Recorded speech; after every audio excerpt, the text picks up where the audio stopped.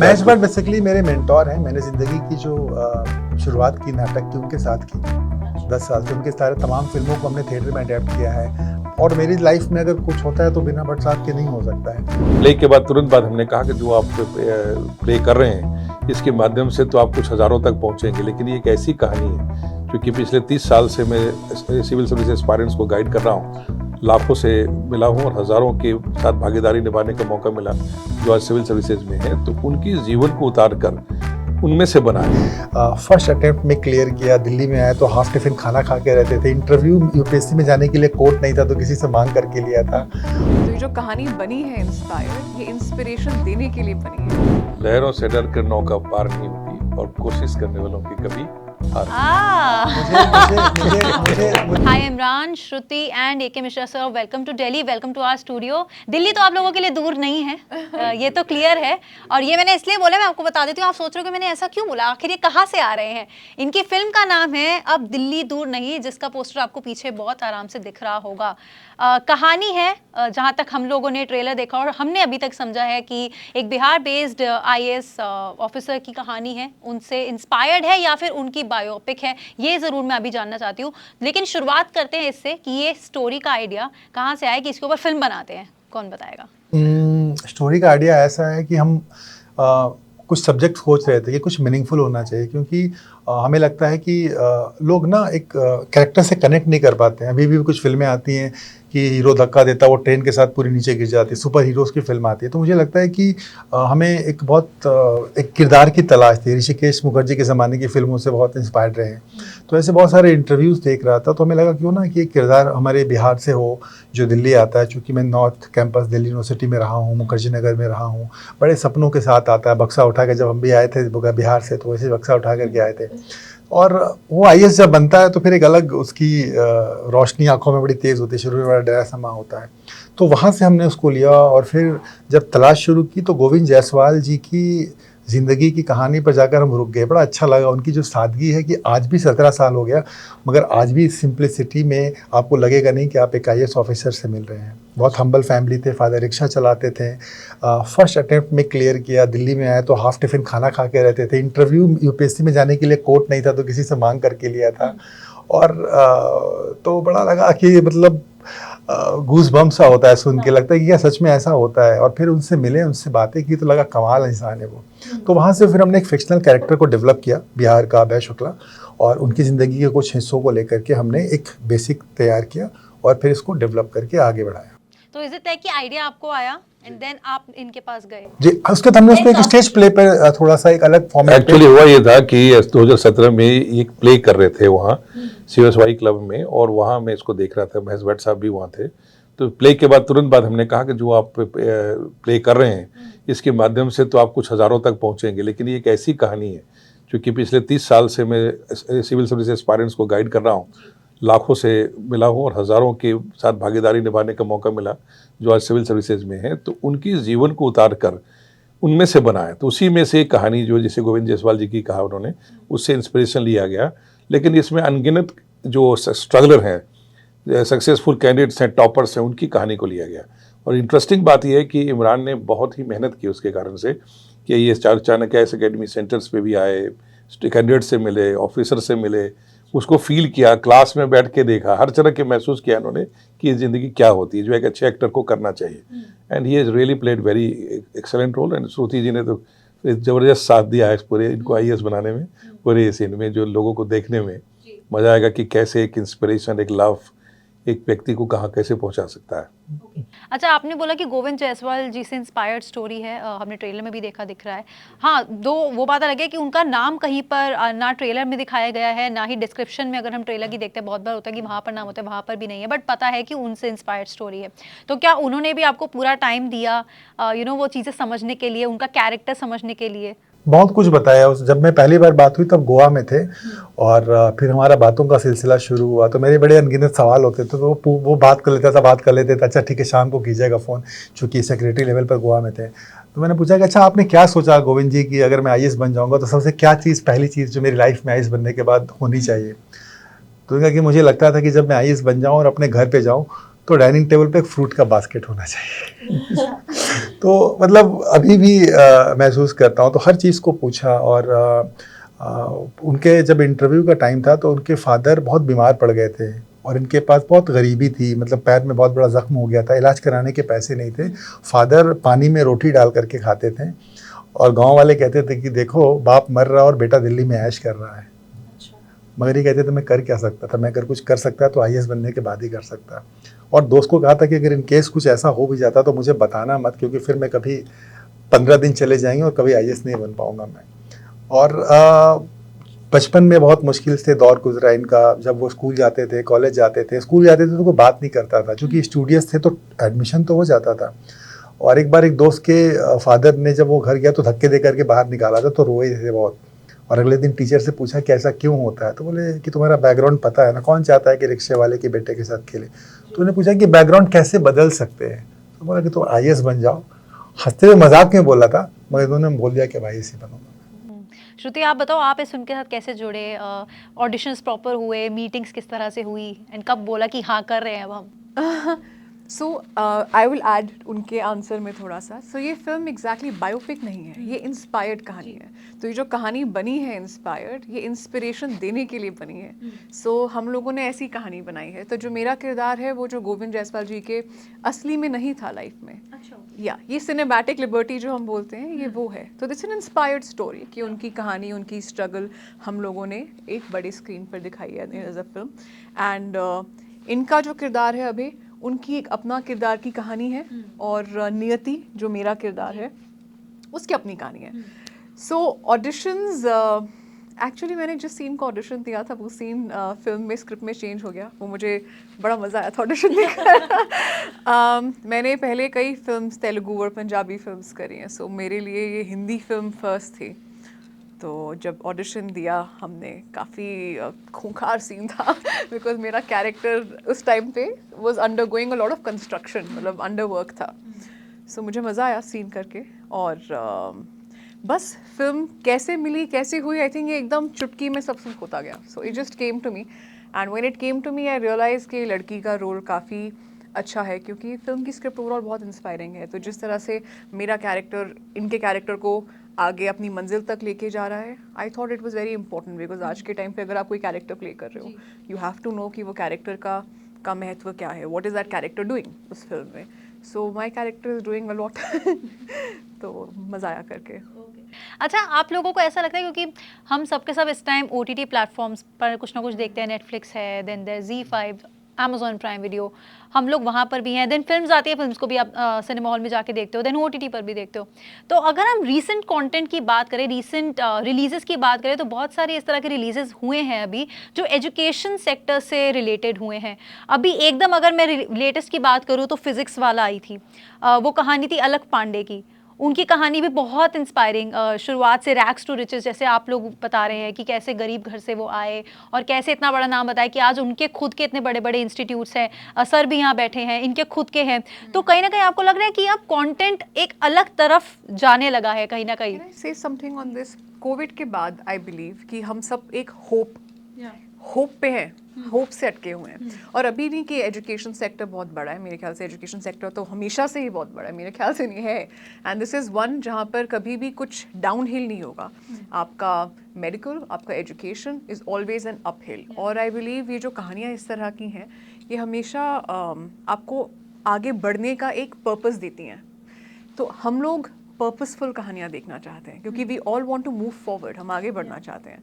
तो मुझे लगता है कि hope is what education gives.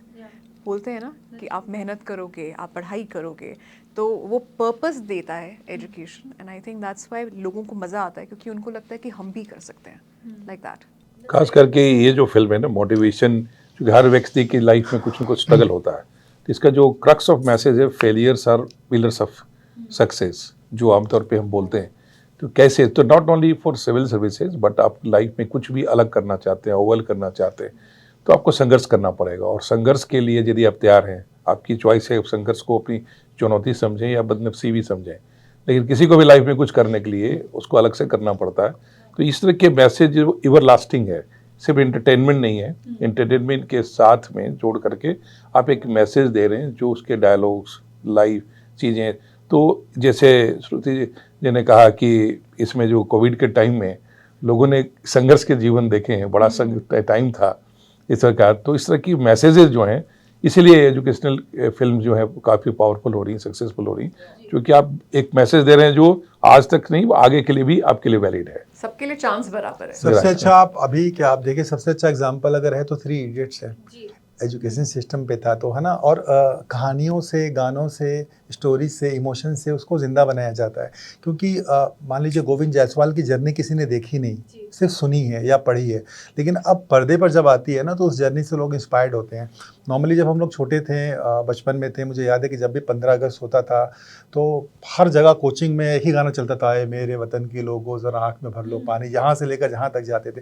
तो फिल्मों का, गानों का एक बहुत अहम रोल रहता है ज़िंदगी में। हम उदास होते हैं, खुश होते हैं, शादी होती है, फंक्शन होता है, कुछ भी होता है, इंडिया क्रिकेट जीम के आ रही तो लहरा दो, चक दे इंडिया, तो हम कभी समाज से, सोसाइटी से अलग नहीं कर पाते। तो जब एक आम लड़का छोटे से गांव में बैठ करके ये देखता है कि ये इंसान कर सकता है, ना सिर्फ रियल लाइफ में बल्कि रियल लाइफ में, तो हम क्यों नहीं कर सकते। तो हमारी कोशिश है कि इसको एक अच्छे अंदाज में, थोड़ी रोमांस भी है, कॉमेडी भी है, सब कुछ डाला है। ऐसा नहीं कि हमने उसको बिल्कुल एक डोकू ड्रामा की तरह बनाया है। फिजिक्स वाला is more of into education sector पर है। ऑल्सो आई थिंक हम लोगों ने देखा है जब भी कोई ऐसी फिल्म आती है हॉकी पे बेस्ड हो, थोड़े टाइम बाद सबको हॉकी खेलना होता है। एजुकेशन में IAS है, सो हु नोज कि अभी थोड़े टाइम में people, a lot more people get inspired and मतलब MBA छोड़ के people want to serve the country, become an IAS officer. इसमें एक इंटरेस्टिंग चीज़ क्या है, आपने पूछा कि लव स्टोरी वाली बात, जो गोविंद जायसवाल जी की लाइफ में नहीं था, बट मेरे पास बहुत सारे इस तरह की स्टोरीज एक्चुअल हैं।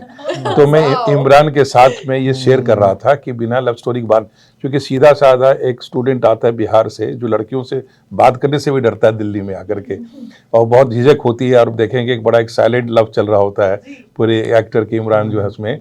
तो बाकी चीज़ जो रहस्य है वो तो पिक्चर देने के बाद मजा आएगा, लेकिन लव स्टोरी है कि कैसे एक सक्सेस के पीछे भी एक लव का, केयर का कितना बड़ा रोल है। तो ये एक्चुअल एक नहीं, मेरे पास अनगिनत ऐसे स्टोरीज हैं जो आगे भी आप लोग देखेंगे। और एक बात बताऊँ कि इतना लोग कैरेक्टर से रिलेट करें। मैं पटना में था, हम लोग गए थे तो ट्रेलर दिखाया हमने वहाँ लोगों के साथ, IAS एस्पायरेंट थे, स्टूडेंट थे। तो एक हमको बोला कि आपसे बात करना है 1 मिनट, हमसे साइड में ले गया बिल्कुल एकदम किनारे, बोला आपने मुंह छटा के अच्छा नहीं किया। वो लड़की बोली और आप मुंह छटा दिए। वो हमारे ट्रेलर में है ना, वो कहता है कि मूंछ तो मर्दों की शान होती है, हमारे बिहार में से कहा जाता है नॉर्मली, भैया ये अच्छा नहीं किया आप, आपको मूंछ नहीं हटाना चाहिए ना। वो बोली आके तो आप हटा लिए मूंछ। तो मतलब यू कैन सी कि लोग ना उसको बड़ा रिलेट करते हैं, दिल से ले रहे हैं, तो उसको अपने में महसूस करते हैं कि अरे तो हम ही हैं जो हम गए थे। तो ये अभी जैसे मैंने ट्रेलर को शेयर किया अपने ऑफिसर्स के सर्कल में जो हमारे स्टूडेंट हैं, तो बहुत लोगों ने मुझे कॉल किया और बोला सर अगली स्टोरी मेरी होनी चाहिए, इंटरेस्टिंग होनी चाहिए। और ऐसी ऐसी स्टोरीज बताई उन लोगों ने अपनी कि उसमें रियली मजा आ जाएगा लोगों को देखने और समझने में। दैट्स रियली जो आप ये ऐसे इसके अंदर दिखा रहे हो कि IAS ऑफिसर वो बने हैं, जैसे बने हैं, वो पूरी जर्नी दिखाई है, पर क्या उनकी भी साइड दिखाई है जो IAS ऑफिसर नहीं बन पाते हैं? हमारा अगर ट्रेलर सुनेंगे तो लास्ट में एक लाइन कहता है कि हमारा समाज कितना बड़ा हिपोक्रेट है। ये स्ट्रगल और अचीवमेंट, स्ट्रगल और हार्ड सिर्फ अचीवर्स का मानता, फेलियर्स की तो कोई जगह नहीं। हमारी फिल्म का डायलॉग वहाँ ख़त्म होता है। तो हम बिल्कुल ये कहते हैं, क्योंकि जो सिर्फ 2 लोग अगर मेहनत कर रहे होते हैं, अगर वो जो क्लियर कर लेता तो लोग कहते हैं यार क्या मेहनत की इसने, जिसने नहीं कर पाया उसकी मेहनत को कोई नहीं देखता है ना। तो हमारी लाइन ही वहीं ख़त्म होती है कि और सोसाइटी बहुत बड़ी हिपोक्रेट हमारी है ना। तो गोविंद जायसवाल ने मुझे बताया था कि जब मैं IAS बन गया था और जब मैं अपने गांव पहुंचा तो देखा कि 500 लोग स्टेशन पर पहुंचे हुए हैं, वहां पर फूल माला लेकर के, नेता वेता सब कुछ। तो उन्होंने बोला देखिए हमको आपकी ज़रूरत नहीं है, क्योंकि जब हमें ज़रूरत थी तब आप नहीं आए थे हमारे पास, तो आप किसी और गोविंद को खोजिए और उसको माला पहने, मुझे आपके हालों की ज़रूरत नहीं पड़ती है। तो ये तो फैक्ट है, सोसाइटी हमारी एक्सेप्ट नहीं करती है हारे हुए लोगों को। ओके अच्छा, महेश भट्ट की भी झलक दिखी है हम लोगों को ट्रेलर में, थोड़ा उनके बारे में बताइए कि उनको किस तरह से अप्रोच किया गया, क्योंकि अभी जब आप आइडिया बता रहे थे कि फिल्म का आइडिया आया तो महेश भट्ट का नाम आपने तब भी लिया, तो क्या वो स्टार्टिंग से ही 2017 में जब आइडिया आया, आपने इनका प्ले देखा, तो तब से वो जुड़े हुए थे? ये डिस्कशन उनके साथ ही हुआ था सब कुछ, और वी आर लकी कि we got him in guest appearance, एक मोटिवेशनल स्पीकर रूप में, टीवी एंकर के रूप में, जहाँ एक्टर इमरान जा रहे हैं और उनके साथ कैसे इंस्पायर हो रहे हैं। तो that is really very good and he like the whole idea. Mahesh Bhatt basically मेरे मेंटोर हैं। मैंने ज़िंदगी की जो शुरुआत की नाटक की उनके साथ की। 10 साल से उनके सारे तमाम फिल्मों को हमने थिएटर में अडेप्ट किया है। डैडी, तुम्हारी अधूरी कहानी, द लास्ट सैल्यूट। तो जो हमारा नाटक था बात निकलेगी तो उसको महेश भट्ट साहब ने प्रेजेंट किया था। उनके वो बहुत करीब रहा है वो नाटक जब स्टेज प्ले था। तो और मेरी लाइफ में अगर कुछ होता है तो बिना भट्ट साहब के नहीं हो सकता है। तो आई रिक्वेस्टेड हिम कि सर मुझे as a special appearance, as a guest appearance आप चाहिए। तो पूरी फिल्म में वो एक एंकर के रोल में है जहाँ पर वो मुझे बुलाते हैं और मेरी कहानी चल रही। और फिल्म के बीच में भी एक प्रॉपर सीन है जहाँ पे मैं उनको याद दिलाता हूँ कि मैं आपके एक टॉक शो में आया था। तो वो एक पूरा सीन है फिल्म में जहाँ वो एक मोटिवेशनल स्पीकर का रोल कर रहे हैं और मेरा उनके साथ कन्फ्लिक्ट हुआ था सक्सेस और फेलियर को लेकर के। तो बहुत मज़ा आएगा मतलब लोगों को भट्ट साहब को इस रोल में देख के। बहुत बहुत शानदार रोल किया उन्होंने उसमें। अच्छा, मैं कह रही थी कि फिल्म तो हमें पता है कि आपकी तो फिल्म फॉर्मेट में आ रही है, पर जिस तरह से आजकल की कहते हैं कि रीच बढ़ गई है, वो कहीं ना कहीं बढ़ी है ओटीटी की वजह से भी। क्योंकि मेरा फ़ोन यहाँ है, मैं थोड़ी देर भी फ्री हो तो मैं फ़ोन में कुछ देख सकती हूँ। सिनेमा हॉल में मुझे स्पेशली जाकर और उन्हीं दिनों में देखना पड़ेगा जितने टाइम में वो लगी हुई है, ये सब चीज़ें। तो क्या आप लोगों के माइंड में भी ऐसा थॉट आता है कि इसको एज अ वेब सीरीज़ हम लोग मे बी कर लें, या फिर अगर हम वेब सीरीज़ के उसमें नहीं कर रहे हैं तो हम इसको ओटीटी के लिए ही बनाते हैं? नहीं, हम चाहते थे कि एक बड़े फॉर्मेट पर फिल्म का एक फिल्म होता है। मतलब आप हमेशा फिल्म को पर्दे पर ही दिखाना चाहते हैं। जैसे आप कोई क्रिकेट खेलता है तो इन द एंड उसका मकसद होता है कि मैं एक इंडियन क्रिकेट टीम के लिए खेलूं। आप रणजी खेल लें, आप IPL खेल लें, आप जो भी कर लें। तो जब हम एक फ़िल्म बनाते हैं तो हमारी सबसे पहले एक फिल्म मेकर की कोशिश होती है कि उसको सिनेमा हॉल में रिलीज़ करें। बहुत सारे फैक्टर्स होते हैं। कई बार लोग फिल्म को नहीं कर पाते हैं, उनके इश्यूज़ होते हैं प्रमोशंस को या बजट को या कॉन्स्टेंट को, या लगता है कि ऐसा नहीं बन पाया। मगर हम डे वन से बहुत कॉन्फिडेंट थे और जब हम गए लेकर के लोगों के पास, चीज़ों के पास, तो हमें बहुत खुले हाथों से लोगों ने स्वागत किया कि न्यू दिस इज़ एक जानी चाहिए। तो being a newcomer, new cast, हमें पूरा सपोर्ट मिला। और हम जब आप कॉन्फिडेंट होते हैं किसी चीज़ को लेकर ना, तो वो आपको पता है कि अच्छा हाँ, मतलब एक बार शुरू होंगी चीज़ें तो धीरे धीरे धीरे करके ये लोगों तक जाना होगा। और इन द इन प्रोडक्ट तो वो थिएटर के बाद OTT या जो सैटेलाइट होता है वो तो आता ही आता है। मगर एक बड़ी जीत हो जाती है कि आप उसको सिनेमा हॉल में लाते। तो ये तो पहले कोशिश हर फिल्म मेकर की होती है। ओके अच्छा श्रुति, आप बताओ कि आपने बोला कि आपने तेलुगु सिनेमा में भी काम किया, आपने पंजाबी सिनेमा में किया, तो आई एग्री कि इट्स इंडियन सिनेमा। अल्टीमेटली आप एक्टर हैं, आप किसी भी मोड में एक्टिंग कर सकते हो, ऑफ कोर्स जाके किसी भी लैंग्वेज में कर सकते हैं, किसी भी सिनेमा, रीजनल सिनेमा में कर सकते हैं।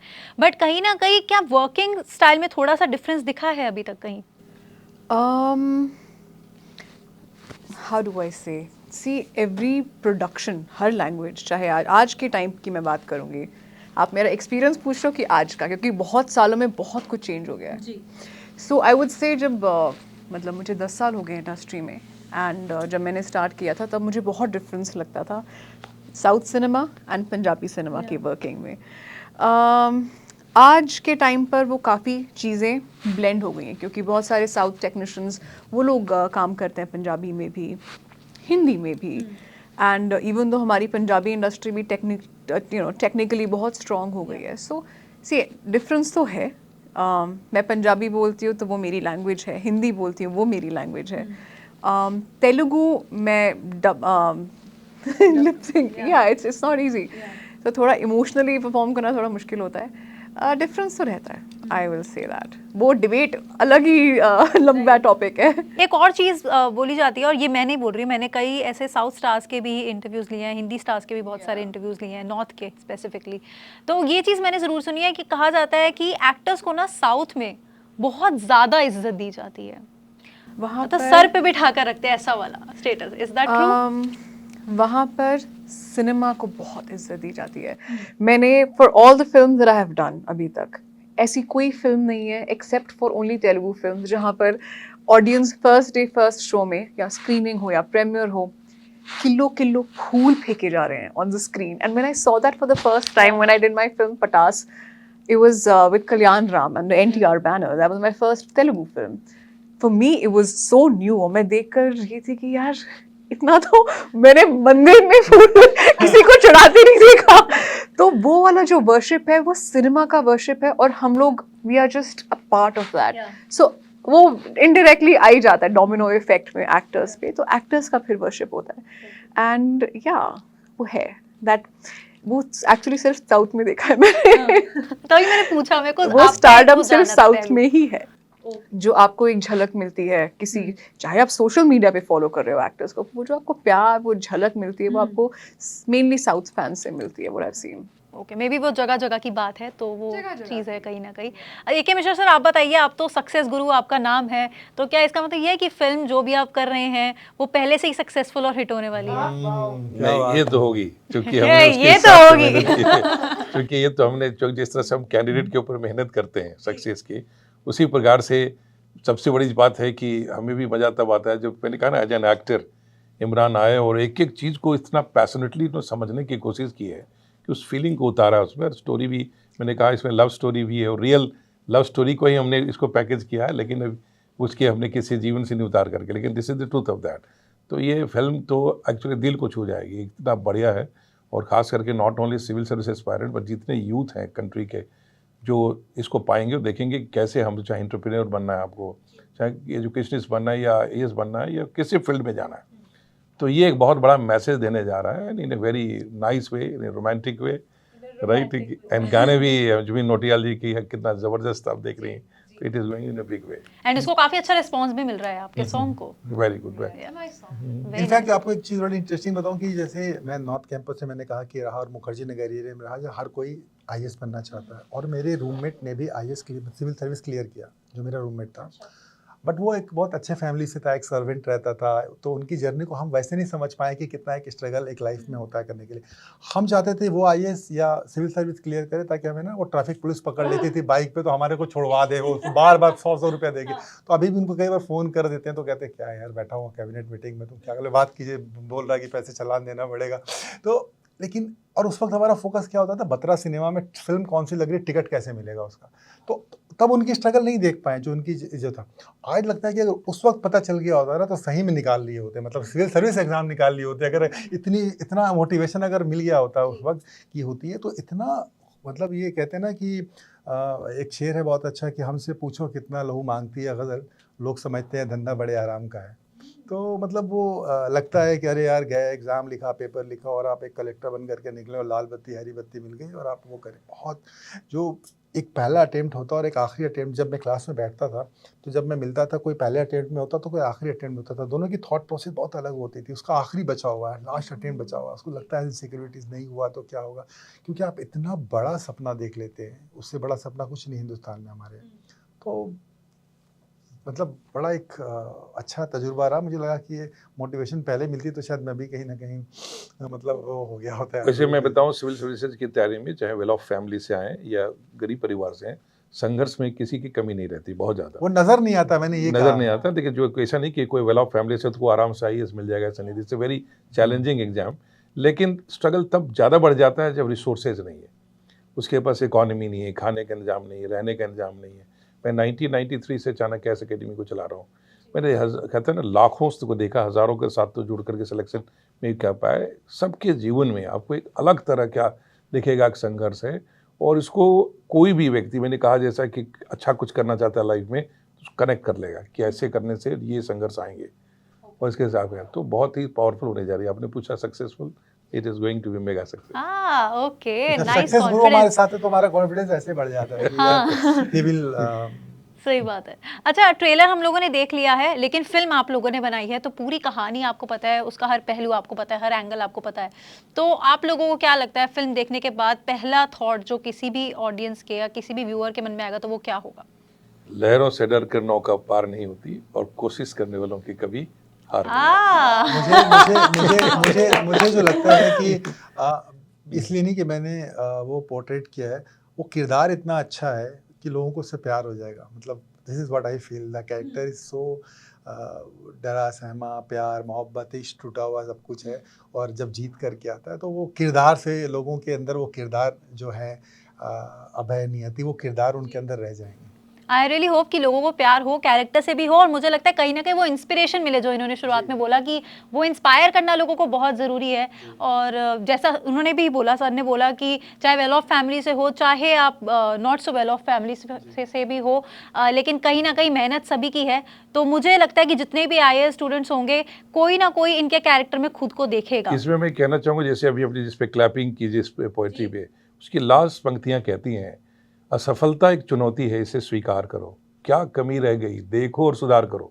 जब तक न सफल हो, नींद चैन को त्यागो तुम, संघर्ष का मैदान छोड़कर मत भागो तुम, कुछ किए बिना ही जय जयकार नहीं होती, कोशिश करने वालों की कभी हार नहीं होती।